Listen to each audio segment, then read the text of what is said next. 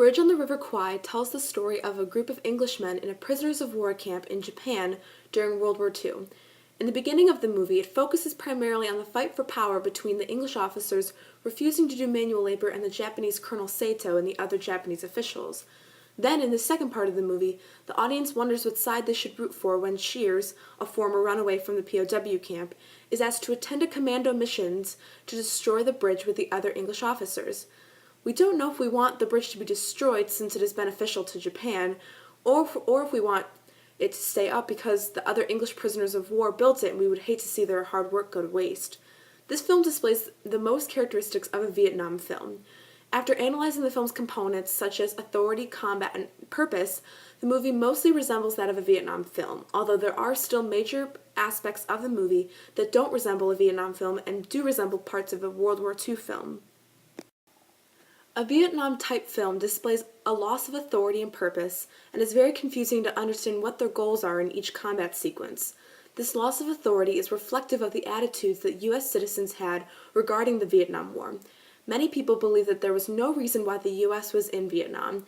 U.S. citizens believe that this loss of purpose for being there undermined the president's authority, and therefore were less obliged to follow the rules that the president would put in place.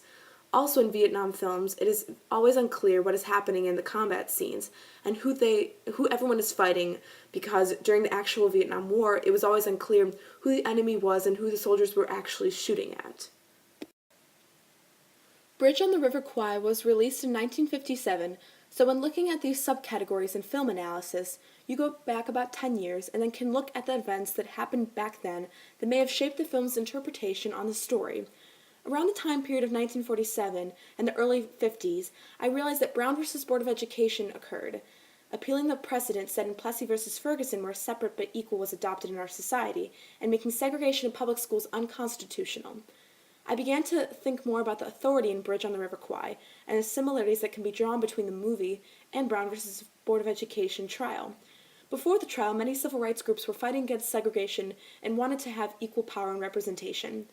Although this movie isn't about segregation, in the beginning of the movie, Colonel Sato makes all of the prisoners do manual labor for the bridge, but Officer Nicholson says to Colonel Sato that officers are exempt from doing manual labor, which is stated in the Geneva Convention. Colonel Sato disregards his authority and demands that every person do manual labor no matter what ranking. Nicholson is demanding for his equal power over his men, and because he is not given this power, he showcases civil disobedience by refusing to do the same work as everyone else when he is a higher official. The English officers stand for days and then are put in an iron box until finally Colonel Sato gives in and lets them have equal power over the bridge construction.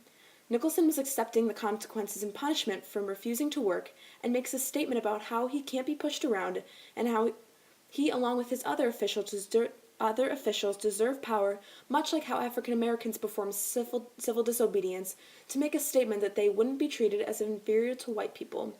We see in this movie how Colonel Sato demands his power from the very beginning by standing on a higher ledge, and the camera is shown from the very beginning from a slightly higher angle to show superiority. In the bottom right-hand corner, a picture from the movie shows the now equal power of Colonel Sato and Officer Nicholson after Colonel Sato gives in to Nicholson's fight for power and his civil disobedience. This is shown because their faces are of equal size and are enlarged in front of the background. Although Colonel Sato still wants the major power and is shown through his pointed finger, which implies that he's trying to command Nicholson to do something, their power is still of equal importance in the photo. This similar photo is shown in the photo next to it around the time period after Brown v. Board of Education, when the two girls are facing towards each other and are of equal size and importance to the picture, which shows the power shift occurring in the mid-1950s between African Americans and white people. All throughout the movie, I was confused as to whom I wanted to succeed in the end and how I wanted the end of the movie to play out. This English doctor portrays the thoughts that I was having the entire movie. He's questioning the purpose of building the bridge entirely. I was wondering why they were working so hard on the bridge and why I felt that I wanted the prisoners of war to build a good bridge successfully, when really this means that I was rooting for the Japanese, since it was helping them with their bridge. This questioning of what to believe was very prevalent throughout the Vietnam War and the Korean War. Many people didn't know what the purpose was for being in Vietnam and Korea, and if we really were trying to help bring peace to the countries and or make Vietnam's government better, or destroying both countries and causing even more tension. This portion of the video made me question the authority of General Nicholson, but he stood very straight up and very proud, which made me believe that he was someone I should listen to, whereas the other guy who was talking to is slouching over, which shows that he doesn't have as much authority. I went back and forth the entire movie as to what I wanted to happen in the end. In one portion of the movie, there is nice music playing while the men are progressing in the bridge construction, and I felt very proud of the men, even though in this video clip with Nicholson and the other guy talking, I was questioning my initial feelings about the bridge construction. In the end, we get a close-up shot of Nicholson realizing that he had just helped his enemy build this fantastic bridge, and he changes his perspective with a close-up image on his facial expression to see the transformation. There isn't much combat in the movie until the very end, when Nicholson and Sato realize what is going on and that these other Englishmen are trying to destroy the bridge. There are gunshots that go off, and I was not entirely sure where or who they were coming from. Because both sides that were shooting were English, it made it even more confusing to pick a side to root for. There wasn't a clear good versus bad in the combat. This combat scene is similar to a Vietnam War film because of the close-up shots that we see on Scheer and Nicholson's face, showing they're distraught that they are fighting against each other, when just a short time ago Scheer was working with Nicholson at the prisoners of war camp. Also, the Vietnam War film had the gunshots that were going off that we weren't really clear who was shooting at who or where the shots were coming from. We just know that they both were trying to shoot each other, and some were trying to save the bridge and some were trying to destroy the bridge.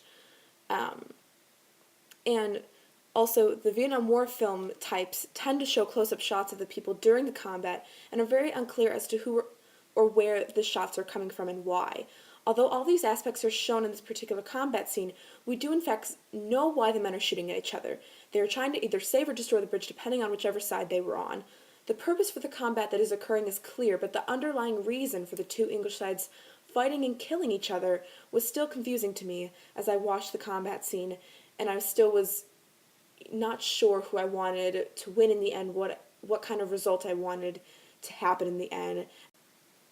In the end, Nicholson decides to destroy the bridge because he realizes that deep down he was still on the English side, and he didn't realize that he was helping the Japanese with this bridge, and he finally decides the purpose that he has as an English soldier and doesn't want to give any more power to the Japanese, and realizes the distinct purpose that he wanted to lead for himself and his other Englishmen. This clear sense of purpose in the end with the combat is similar to a World War II film versus a Vietnam film, because in World War II films, it's always very clear what each side is hoping for in the end and why they are fighting, versus Vietnam films where you're really not sure what their ultimate goal is and why they're fighting with each other. But at the same time, I think the combat is overall very similar to a Vietnam War film type.